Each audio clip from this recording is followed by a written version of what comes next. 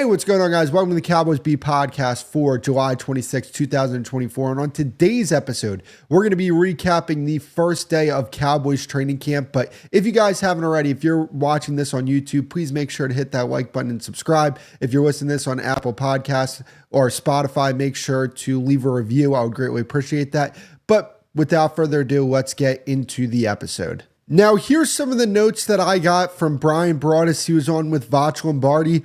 And I took some notes of their podcast, so I wanted to write some of them down and relay this to you guys. And then I want to talk about some of the things that Brian Broaddus talked about on Vach Lombardi's podcast. So starting off here, the secondary did a good job, made quarterbacks move to fine receivers. Tolbert and Brooks had good days. Lance was playing conservative. Tyler Guyton and Cooper Beebe were not on the first team. Overshone looking good physically. Micah Parsons playing some coverage, quote, not really engaging with anybody attitude, moved around quite a bit. Flip-flopping of edges with Lawrence and Williams, and Mazi Smith looking bigger. So those are some of the notes from day one of training camp. A few things that I want to hop into here is that, Tolbert and Brooks in that just wide receiver 3 spot in general. I want to talk about that. I want to talk about Guyton and Beebe not being on first team with Micah Parsons and what they're doing with him along with Mazi Smith. So let's hop into the wide receiver 3 discussion. All right, so I want to talk about Micah Parsons here. Brian Broaddus described Micah Parsons' demeanor as a, quote, not really engaging with anybody type of attitude. Played a lot in coverage, moved around quite a bit. Here's the thing. I believe that Micah Parsons and Mike Zimmer are going to get along very well. I think they're going to have a great relationship. Will there be friction at times? Of course there'll be friction at times. These are two very strong personalities. These are two guys that are very good at what they do. But that's fine. That's not a problem that there's friction between the two if there's going to be that. You see that with Travis Kelce and Andy Reid. Two guys that are great at what they do. Two guys that are very accomplished. It's going to be the case. But the reason why Micah Parsons and Mike Zimmer will get along with each other is because Mike Zimmer will get the absolute best out of Micah Parsons. And Micah Parsons will understand that the hard coaching that he's going to receive from Mike Zimmer is going to be for the best for him and his career. Mike Zimmer is going to get the best out of Micah Parsons. And not only that, I believe that Micah Parsons under Mike Zimmer will win Defensive Player of the Year. You're going to see more of what they did with Micah Parsons his rookie season under Mike Zimmer, where he's playing some off-ball linebacker and he's playing some defensive end. That was when Micah Parsons was at his most effective. And when we hear that these guys in the secondary are forcing the quarterbacks to hold on to the football for a second longer, guess what? That's going to lead to 3 to 7 more sacks for Micah Parsons. If you add 3 to 7 more sacks to Micah Parsons' sack total and he gets up there to that 20 sack number, he's going to win Defensive Player of the Year. On top of the fact that when he's playing as an off-ball linebacker, he's going to be making plays against the run. He's going to be having tackles for losses. He's going to be forcing fumbles. He's going to have a big year this year. And I think he's going to understand that Mike Zimmer put him in the best position to succeed. And I believe that Mike Zimmer does a very good job working with stars. I don't believe that Mike Zimmer is a guy who likes to isolate people that he might not be on the same page with. I believe he wants to get on the same page as his superstars. He understands how to deal with different personalities, and he understands which guys get motivated by certain things. Okay, so because of that, I think Micah Parsons is going to have a big time year. And man, that money he's going to command at the end of the season it's going to be real. It's going to be crazy. But I don't want to get into contract talks. We talked about that plenty during the offseason. But I want to talk about this not really engaging with anybody attitude that Micah Parsons has. Look, I'm going to be honest with you. I'm not 100% sure that his relationship with his teammates is as great as we might want to think it is. I do think that there's some tension in that locker room towards Micah Parsons. And I do think some of it stems towards that podcast. And I don't believe it's because he has a podcast. There's guys in every sport that have a podcast. And I think it's the content that he talks about within the podcast, right?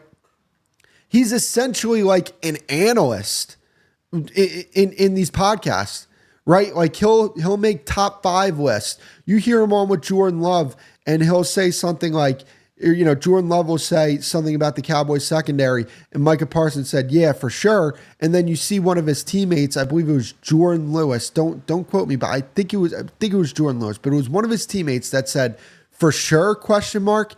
It's just like, I do think that there's some tension between him and his teammates. And I don't think it's anything serious. I don't think it's anything that is going to derail this season. It's probably something that just needs to be talked about with his teammates. And I think it's not going to get in the way of this defense being very successful. I don't think it's that deep. There's things within other locker rooms that's like, oh no, that is legitimately deep stuff, and they're not going to get over that. I don't think that that's the case with Micah Parsons. I think Micah Parsons is a great guy. I think he is very smart, but there are some things that kind of rub people the wrong way. And I think that, because of that, he kind of puts a target on himself from the fans, maybe some of his teammates as well. And that not really engaging with anybody attitude, it did perk my ears a bit and make me say, is there something going on here? And I do think there is, but I don't think it's anything that's going to be a hindrance to Micah Parsons' play. As a matter of fact, I think that this actually might cause Micah Parsons to play at an even higher level than we might expect him to play at, because I think he has something to prove this season, which is a great thing for great players like Micah Parsons when they feel like they have something to prove. And that's part of the reason why I think Micah Parsons is going to have such a great year. So, it's great to hear that they're asking him to do more off-ball linebacker stuff, because I kind of feel like that's his natural position. I know there's this debate between, should you play him at linebacker, should you play him at edge? I think you should play him at both, but good things from Micah Parsons for sure. And I expect big things from him this season. Wide receiver 3 is a spot that really interests me for the Cowboys. And the reason why is because I think that there is a lot of potential there. Not saying that any of these guys have really proven themselves up to this point when it comes to Jalen Tolbert, Jalen Brooks, or Ryan Flournoy, but I just hear a lot of good things about these guys, whether it be, in OTAs and minicamp and so far in this first day. And I like the progress that Jalen Tolbert made last year. Here's the thing. Sometimes it just takes a little bit for things to click for a guy. Now, am I sitting here saying that Jalen Tolbert is going to be an absolute guy this year? I'm not saying that. But can I see a season where Jalen Tolbert gets you about 800 yards and maybe 6 to 8 touchdowns? Can I see that? I can see it, especially with the progress that he made last year and the fact that, if he had more opportunities, I think he would have been more productive. If you took Gallup out of the lineup and put Tolbert in his spot more often, Tolbert would have been a lot better last year. So I do think that Jalen Tolbert ends up winning that wide receiver 3 spot. I know there's a lot of speculation about maybe Jalen Brooks getting that spot, and I like Jalen Brooks as a player. I think that anytime he got an opportunity last season to prove that he can make plays, he made plays. I remember that Giants game where I think it hit off a Cowboys receiver. I don't know exactly which one. Jalen Brooks grabbed it out of the air, ended up getting about a 20-yard gain from that play. So I just see these things from Jalen Brooks and I say, okay, makes the most out of his opportunities.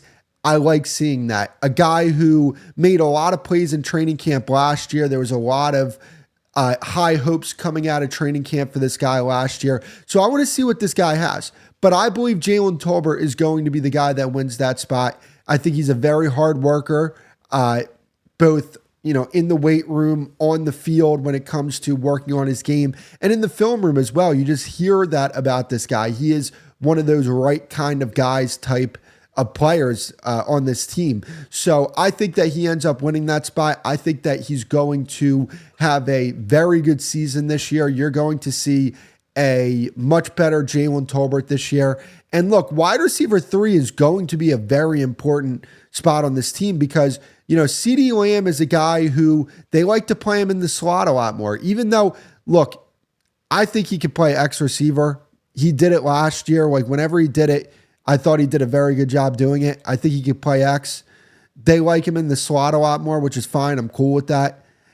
Because honestly, this team and the personnel they have on this team, CeeDee Lamb fits in the slot a lot more, right? They don't have a true slot receiver. I know Jalen Moreno Cropper is a guy who's made some noise here during training camp and OTAs. But, other than that, they really don't have a slot receiver, so they put CD in the slot, which I'm cool with if Jalen Tolbert is your X and he makes progress and he becomes a guy that's legitimately worth starting. CeeDee Lamb plays in the slot more and, Brandon Cooks is your Z receiver. I think that's fine. And the reason why wide receiver 3 is so important is because CD does play a lot in the slot. And when you have your wide receiver 1 playing a lot in the slot, you're not going to have, it's not like a Cincinnati Bengals situation where they have, Chase and Higgins on the outside with Tyler Boyd playing on the inside. It's not one of those situations. Even though, again, CeeDee Lamb can play X receiver. He's an all-around receiver. He's the most versatile receiver in football. But yeah, you see his snap count. He plays a lot in the slot. So, that third wide receiver is going to be important because they're probably going to have to play X receiver for this team. Whether that be Tolbert, Brooks, or Flournoy, I think all those guys are capable of filling that role. Just when it comes to the way they play the game, not what they've proven on the field so far, but the way they play the game, if their potential can come through here, that's definitely something that I can see them doing. So it's going to be very interesting to see how that battle plays out between Brooks and Tolbert and Flournoy and even Jalen Moreno Cropper. Durday is a guy that they've talked about. So, it's going to be interesting here, and I can't wait to see how it plays out. So let's talk about Mazi Smith. It's being reported that it looks like he gained some weight. He looks like he's at around 310 from what's being reported. He finished the season last year at around 293. So it is good to see that Mazi Smith has put on some weight. I am a bit concerned that he hasn't really been able to work out with that shoulder, so that's something to pay attention to. But, I would also like to see Mazi Smith put on about 20, 30 more pounds. That's not going to be the case come the start of the season. I don't see that being the case, him weighing around 330, 340. I don't think that's going to happen. But I'll tell you this. Mazi Smith can be decent. This defense is going to be incredible because if Mazi Smith can at the very least be decent, where is the holes on this defense? The defensive line looks really damn good if that's the case. Yeah, sure, they need to be better with their depth at that spot. Linebackers, I think I'm very high on their linebackers. The guys in the secondary at corner and safety, you're deep there. Personnel-wise, this defense is going to be set. And they're going to have a lot of guys that can fill a lot of different roles for this defense, along with a defensive coordinator in Mike Zimmer, who I think is going to do a very good job scheming things up and making things harder for opposing offenses just based on scheme to go along with great personnel on this defense. So him taking that next step is going to be big for this Cowboys team. Now, am I sitting here guaranteeing that he's going to take that next step? I'm not guaranteeing that whatsoever. But I'll tell you this. I do think Mazi Smith will be better this season than he was last year. I don't think that's a hot take at all. Now, I would still love if the Cowboys went out there and got a Linval Joseph. Just go get depth at that position.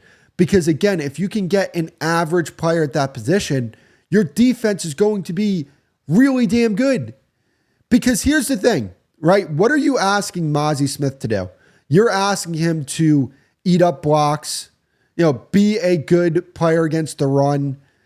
And here's the thing as well. When it comes to defending the run, you're going to be better in that spot because you have linebackers who are actually linebackers. You don't have a Damone Clark playing Mike linebacker who's not a Mike linebacker. You don't have Marquise Bell playing linebacker who's not even a linebacker. You have Eric Kendricks. You have DeMarvion Overshone. You have Damone Clark in his actual position. You have Maris Leofau. We'll see if one of these other linebackers step up and are, somebody that we need to pay attention to. But you're much better at linebacker this year. So because of that, if you can get better play out of Mazi Smith or just an average one technique in general, you're going to defend the run very well. Especially when you look at the edges here. We'll talk about the edges a little bit, maybe in a later episode. But, today I want to more so talk about the defensive line.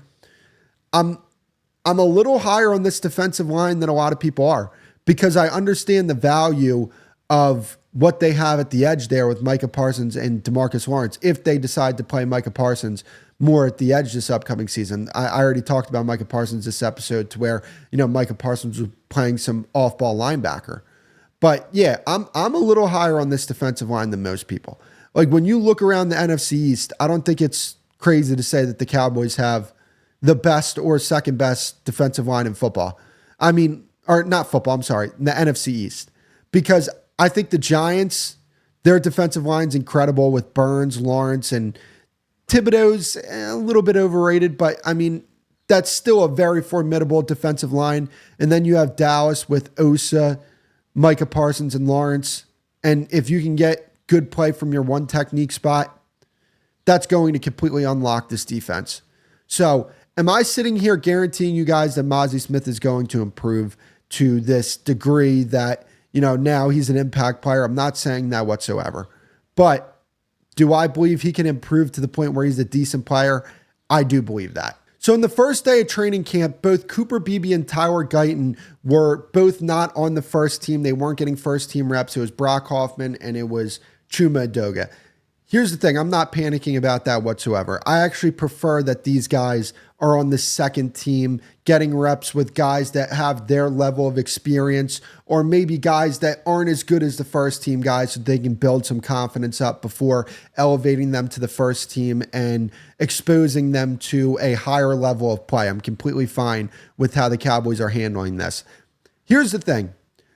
When it comes to an offensive line that has Brock Hoffman and Chuma Edoga on their offensive line, the ceiling for your offensive line is not going to be as high as if you have Cooper Beebe and Tyler Guyton. And I understand the floor might be a bit lower because you're playing younger players at that position. But when I'm looking at this offensive line, who gives me the best chance to be a very good offensive line? The two young players that we all feel like have really good potential, or the two guys that we kind of know what they are. They talk highly of Brock Hoffman, and maybe there is some untapped potential there. But at this current moment, I don't believe he's proven that he can be a legitimate starting center. Has he proven that he can be a backup? Sure, that's fine. I'm cool with saying that. But he has not proven to be a starting center, and that's fine. Some guys aren't meant to be starting centers. And when you compare Brock Hoffman and Cooper Beebe, they're two different players. Like Cooper Beebe is a much more powerful player to where Brock Hoffman's more of like a mover. That's the type, he's a guy that moves, not better than Cooper Beebe, but I'm saying like that's his superpower as an offensive lineman. He moves well. But like they're two different guys, and I believe that ultimately Cooper Beebe is going to win this job. And I understand that Mike Solari is high on Brock Hoffman, but at the same time, I just don't see it there. I don't see him turning into a legitimate starting center. Now, I would love for him to do that. That would be great because then at that point, guess what? You can just move Cooper Beebe to right guard, and now you have your future right guard. I'm not saying you move him to right guard this season, but I'm saying that you have the future at your right guard spot there with Cooper Beebe if Brock Hoffman turns into a legitimate starting center. So that's what I want to happen. I want him to be really damn good because then that gives you flexibility. That gives you a good problem. But what is the likelihood of this happening? I don't think it's very high. I just don't. But that's fine. He's a backup player and he's been a good backup player. And he'll have a long career in this league, and I wish him the best. And I hope he's everything that Mike Solari says he is. But again, we have to judge this based off reality. What is the realistic expectations for a Brock Hoffman? He's just a good backup, and that's fine. But yeah, Tyler Guyton, to me, though, he has a lot on his plate this upcoming season. He's replacing Tyron Smith. He's going to be going up against some really good edges here. And I do think that they're going to try to help him out a lot. I do. There's going to be things that, they do with the tight ends helping them out. Dak getting the ball out of his hands. Dak being very good with his pocket presence and being able to have a really good feel for pressure and being, arguably the best thrower of the football while being pressured. All those things are going to contribute to helping out Tyler Guyton. I was about to say Tyler Smith, Tyler Guyton. But can we expect a Tyler Smith type of rookie season from Tyler Guyton? We can expect that. I think so. I think that's fair to expect, especially with him working with Duke Manyweather. It seems like this guy is a guy who is really committed to getting better, really committed to his craft. So I'm excited to see what happens there. But yeah, first day training camp, offensive line, Tyler Guyton and Cooper Beebe not being out there, I'm not too worried about that. But that's going to be it for the episode, though, guys. If you guys haven't already, please make sure to hit that like button and subscribe, and I will see you guys in the next episode.